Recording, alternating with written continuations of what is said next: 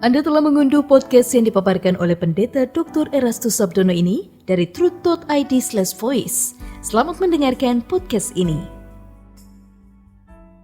Shalom Bapak Ibu Saudara yang dikasihi Tuhan. 12 Juni 2022 bertemakan Hidup yang Indah. Tentu semua orang yang sehat pikirannya atau orang yang normal menghendaki hari yang menyenangkan dan indah di setiap harinya. Karenanya mereka melakukan berbagai kegiatan setiap harinya, agar dengan kegiatan-kegiatan tersebut mereka memiliki hidup atau hari yang indah.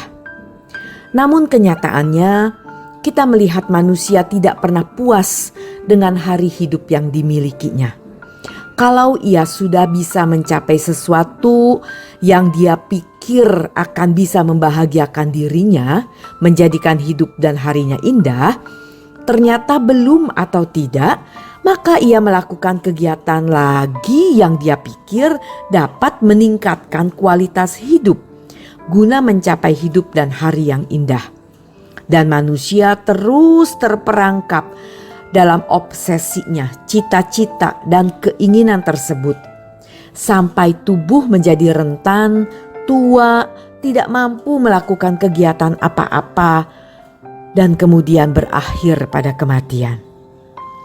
Demikianlah pada umumnya orang mengisi hari hidupnya. Kita semua tanpa kita sadari, atau banyak orang tanpa mereka sadari, terjebak pula dengan penyelenggaraan hidup seperti ini, termasuk para hamba Tuhan. Hanya bedanya terletak pada jenis kegiatannya saja.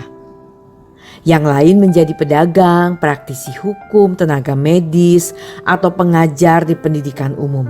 Sedangkan kelompok orang yang merasa melayani Tuhan ada di lingkungan sekolah tinggi teologi, di lingkungan pendeta atau kantor sinode. Namun esensi dan substansinya sama. Lalu bagaimana agar kita bisa memiliki hari atau hidup yang indah? Bapak Ibu, hidup yang indah tercipta kalau kita bisa menyenangkan atau menyukakan hati Allah, melakukan apa yang Allah kehendaki untuk kita lakukan. Karena hakikat Allah yaitu tidak memaksa, maka Allah memberi kebebasan kepada individu. Allah menghendaki agar kita dengan rela menyelenggarakan hidup, melakukan apa yang Allah kehendaki untuk kita lakukan. Disitulah keindahan hidup. Dan akan semakin indah ketika akurasi atau ketepatan kita bertindak itu semakin tinggi. Entah kita adalah pria atau wanita, menikah atau tidak, punya anak atau tidak, kaya atau miskin, berkedudukan tinggi di mata manusia atau tidak. Apapun tidak menjadi masalah. Namun kita harus berani mengambil langkah ini, bahwa keindahan hidupku, hari baikku adalah ketika aku melakukan apa yang Bapa kehendaki. Kita melakukannya dengan rela, bukan paksaan.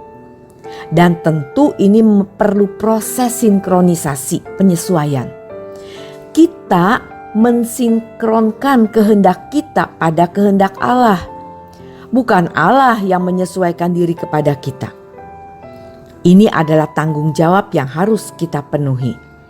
Ini tidak bisa terjadi atau berlangsung secara otomatis. Hal ini harus diupayakan atau harus kita kondisikan. Sebagaimana tertulis dalam Efesus 2 ayat 10, karena kita ini buatan Allah, diciptakan dalam Kristus Yesus untuk melakukan pekerjaan baik yang dipersiapkan Allah sebelumnya. Ia mau supaya kita hidup di dalamnya. Perhatikan kalimat ia mau supaya kita hidup di dalamnya. Kalimat ini menunjukkan bahwa kita tidak otomatis menjadi seseorang yang melakukan pekerjaan baik yang dipersiapkan Allah sebelumnya.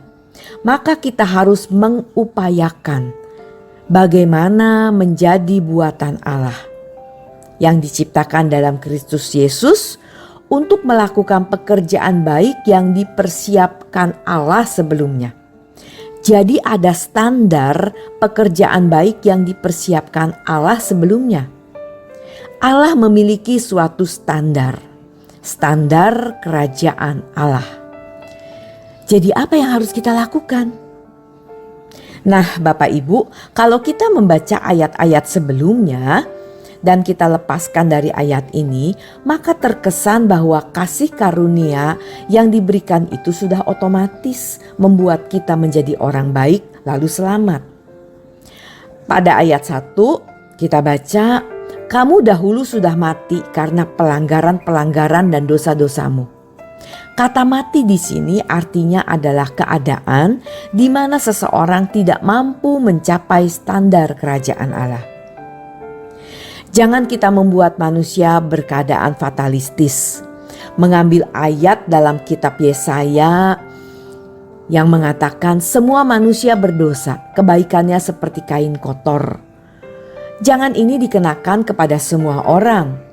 Itu dikenakan untuk bangsa Israel pada waktu itu yang memang memberontak. Mereka tidak hidup sesuai dengan Taurat. Alkitab mencatat, misalnya Nuh dan Ayub itu baik. Daud punya hati yang berkenan kepada Allah. Jadi tidak semua orang bejat. Sebenarnya dahulu kami, tulis Paulus, juga terhitung di antara mereka ketika kami hidup di dalam hawa nafsu daging dan menuruti kehendak daging dan pikiran kami yang jahat. Pada dasarnya kami adalah orang-orang yang harus dimurkai sama seperti mereka yang lain.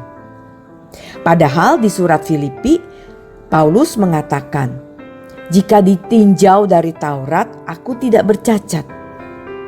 Jelas karena Taurat cara menilainya dari apa yang kelihatan, tetapi Tuhan melihat dari kacamata atau dari sudut pandang kesucian Allah. Tetapi Allah yang kaya dengan rahmat dan oleh kasih-Nya yang besar yang dilimpahkannya kepada kita, telah menghidupkan kita bersama-sama dengan Kristus. Sekalipun kita telah mati oleh kesalahan-kesalahan kita, oleh kasih karunia kamu diselamatkan. Supaya pada masa yang akan datang, Ia menunjukkan kepada kita kekayaan kasih karunia-Nya yang berlimpah-limpah sesuai dengan kebaikan-Nya terhadap kita di dalam Kristus Yesus. Artinya, kalau kita hidup seperti kehidupan yang dimiliki Yesus Kristus, maka kita akan memiliki masa depan atau hari esok di dunia yang akan datang, bukan di dunia hari ini. Jadi Bapak Ibu sekalian, hidup yang indah tercipta kalau kita bisa menyenangkan hati Allah. Demikian kebenaran firman Tuhan. Tuhan Yesus memberkati. Untuk berlangganan renungan harian dalam bentuk cetak, silakan hubungi Truth Literatur di nomor telepon 0878 7870 7000. Untuk mendapatkan CD khotbah, MP3 Renungan Truth, dan CD album lagu produksi Sola Gracia, Anda dapat menghubungi di hari dan jam kerja di nomor telepon 021 638 60953. Tuhan Yesus memberkati. Sola Gracia.